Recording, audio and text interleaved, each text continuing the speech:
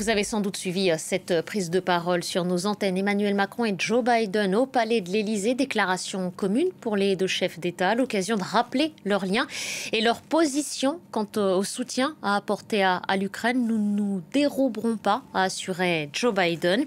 On va tout de suite retrouver Karim Yayaoui sur place au palais de l'Élysée.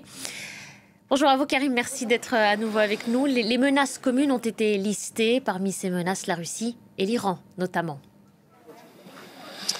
Exactement, et les deux hommes ont voulu montrer qu'ils avaient à peu près la même vision en ce qui concerne la situation internationale et les guerres qui traversent le monde depuis un certain nombre d'années. Évidemment, l'Ukraine, c'est un des sujets incontournables qui s'est imposé déjà depuis quelques jours, puisque ces commémorations du débarquement, eh bien, à chaque fois, que ce soit Joe Biden ou Emmanuel Macron, ils ont été tentés de faire un parallèle entre le régime nazi, ou en tout cas le joug qui s'exerçait sur l'Europe à l'époque et la menace que fait peser la Russie sur l'Europe avec cette guerre en Ukraine aux portes de l'Europe.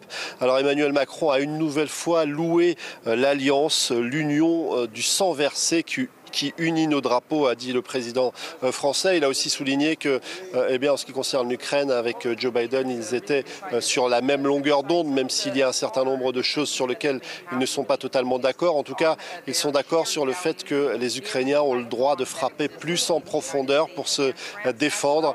Sur la question des instructeurs que Emmanuel Macron voudrait voir déployés sur le sol ukrainien, Joe Biden n'est pas forcément d'accord, mais globalement, la vision des deux hommes est assez identique sur l'ampleur de la menace qui pèse. Ils ont aussi évoqué évidemment la situation du côté de la bande de Gaza, où 4 otages ont été libérés aujourd'hui par l'armée israélienne. Les deux hommes à nouveau ont évoqué la nécessité d'un cessez-le-feu pour que l'aide humanitaire puisse entrer abondamment dans la bande de Gaza. La nécessité bien sûr aussi que l'ensemble des otages soient libérés.